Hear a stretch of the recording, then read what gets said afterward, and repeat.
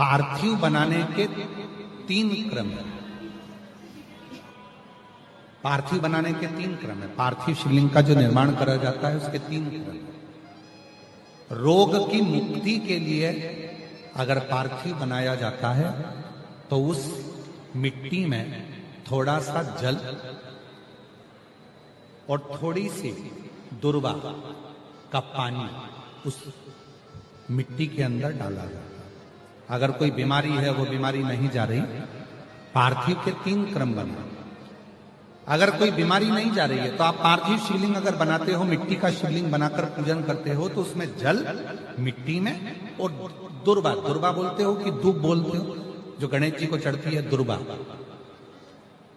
उसको पानी में डालकर उस पानी को मिट्टी में मिलाकर फिर पार्थिव बनाया जाता है रोग की मुक्ति के लिए। दूसरा,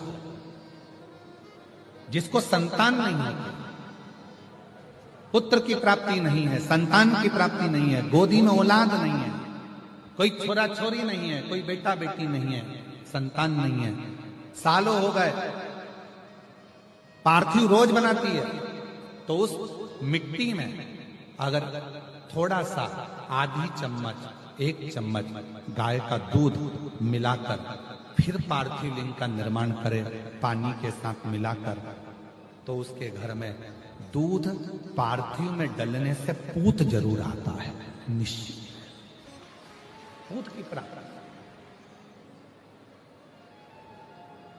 पार्थिव में मिट्टी के अंदर अगर आधी चम्मच भी गाय का दूध डाला, पानी डाला और पार्थिव शिवलिंग का निर्माण करा,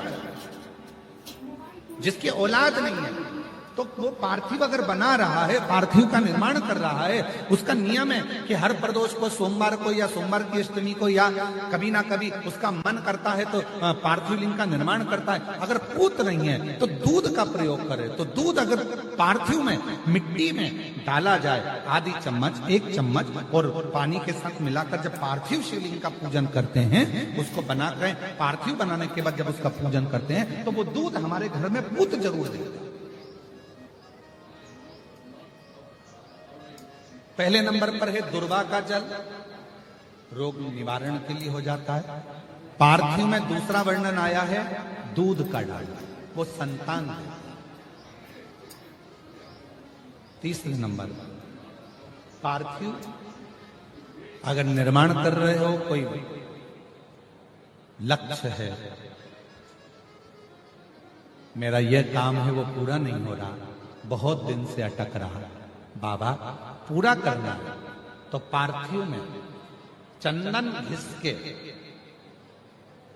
चंदन को घिसकर उसका थोड़ा सा भाग पानी मिट्टी में डालकर फिर पार्थिव का निर्माण करा जाता है, पूजन करी जाती है। तो जो तुम्हारा लक्ष्य है उस लक्ष्य तक बाबा तुम्हें पहुंचाकर ही रहेंगे। पार्थिव निर्माण के कुछ क्रम है। कैसे बनाया जाता है, किस कार्य के लिए बनाया जाता है? कई बेटियां ऐसी हैं, गुरुजी 32 साल की हो गई, शादी नहीं हो रही, गुरुजी लड़का 38 साल का हो गया, शादी नहीं हो रही, गुरुजी 28 साल का हो गया, शादी नहीं हो रही। तो भाई पार्थिव बना रहे हो ना, उसमें थोड़ा सा गाय का घी उस मिट्टी में थोड़ा सा 2 बूंद भी डालोगे तो बहुत है, और पानी से मसकर फिर उसका निर्माण कर फिर पार्थिव की पूजन करिए। कैसे विवाह नहीं होगा? भोले बाबा शादी करा के ही मानेगा। पार्थिव बनाने का नियम है। ऐसा नहीं है कि केवल पानी में मिट्टी को घोल लिया और पार्थिव लिंग का निर्माण कर लिया, हम 1.25 लाख बना रहे हैं, हम 2 लाख बना रहे हैं, हम 5 लाख बना रहे हैं, हम 1 करोड़ बना रहे हैं, हम 20 करोड़ बना रहे हैं। बनाओ, मना नहीं है, पर पार्थिव बनाने के भी अलग अलग नियम है। कौन सी चीज के लिए, किस चीज के लिए पार्थिव बना। जब पार्थिव शिवलिंग का पूजन करते हो ना, पार्थिव पूजन करते हो, तो पार्थिव शिवलिंग का जब पूजन करते हो तो कभी कभी काले तिल शिव जी को चढ़ाते हो। बोलो, चढ़ाते हो कि नहीं चढ़ाते हो? चढ़ाते हो ना। क्यों चढ़ाते हो? हमारे शरीर में और हमारे घर के अंदर कोई रोग बड़ा यदि प्रवेश कर रहा है तो वो रोग प्रवेश नहीं, रोग प्रवेश। और पार्थिव का नियम है, प्रदोष के दिन संध्या काल में रात्रि को हो सकता है, शिवरात्रि के दिन रात्रि को हो सकता है, पर बाकी के दिनों में चाहे सोमवार हो, मंगलवार हो, बुधवार हो, गुरुवार हो, शुक्रवार हो, शनिवार हो, बाकी के दिन अगर आप पार्थिव बना रहे हो तो रात्रि होने से पहले उसका विसर्जन होना जरूरी है।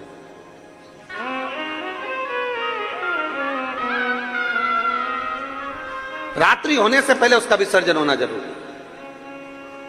पार्थिव शिवलिंग का विसर्जन कैसे किया जाता है? पार्थिव शिवलिंग अगर आपने थाली के अंदर, पाटे के अंदर कोई सामग्री पर कोई बनाया है, पार्थिव शिवलिंग का विसर्जन करते समय इस पात्र पे शिवलिंग बना हुआ है, पात्र को नदी में शिव का नाम लेकर जल में उस पात्र को नीचे डाला जाता है, पात्र को पकड़ा जाता है और थोड़ा हाथ पानी में नीचे करा जाता है और नीचे कर फिर उसकी फूल पत्ती जब पानी में ऊपर आ जाए, दिखने लगे, तब शिवलिंग को धीरे से खसका दिया जाता है, जल में उसको विसर्जन कर दिया। क्यों?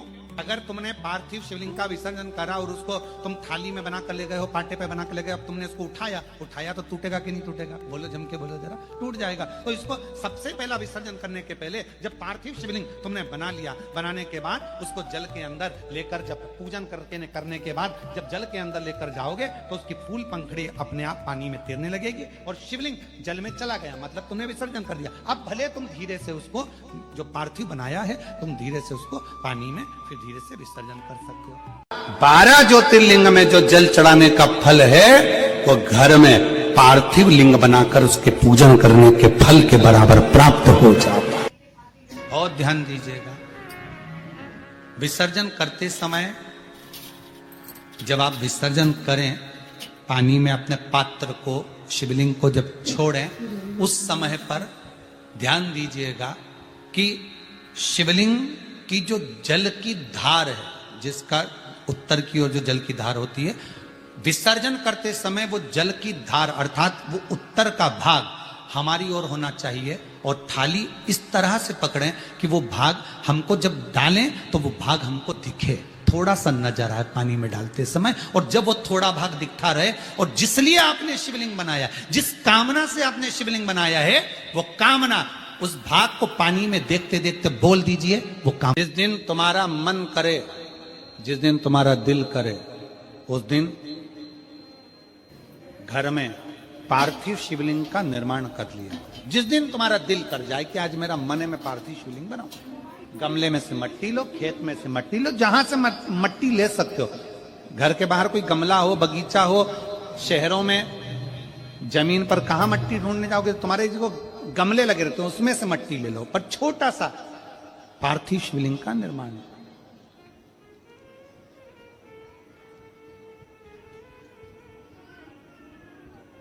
समझ लेना जरा, तुमने पार्थिव शिवलिंग बनाया, जलाधारी बनाई,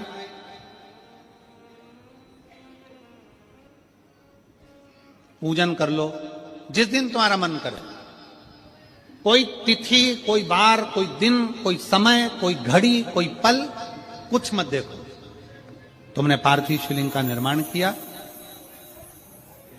3 आखा चावल, 3 अक्षत। आखा चावल जानते हो? साबुदाना, आखा चावल, 3 चावल के दाने, एक गणेश जी की जगह, एक अशोक सुंदरी की जगह, एक षडानंद कार्तिकेय जी की जगह, 3 चावल दाने, 3 दुर्वा, एक गणेश जी की जगह, एक अशोक सुंदरी की जगह, एक षडानंद कार्तिकेय जी की जगह, 3 बेलपत्र।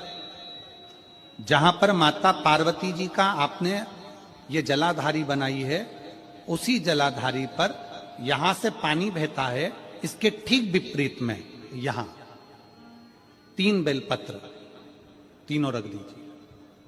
और छोटा सा कलश हो या बड़ा सा कलश हो, 3 लोटा जल यहां बैठकर, जहां पर आपने बेलपत्ती रखी है उसी के वहीं पर बैठकर इस शिवलिंग पर 3 लोटा जल धीरे धीरे अपने मन की कामना कर कर, बाबा आज मैं दुखी हूं, बाबा मुझे ये तकलीफ है, बाबा मेरे बच्चे ये काम में गए हैं, बाबा ऐसा है, 3 लोटा जल बाबा को धीरे धीरे अपने भाव कहकर, फिर तुम्हारे पास में जो पूजन का सामान हो वो चढ़ाकर बाबा की आरती कर कर दिया लगा दो।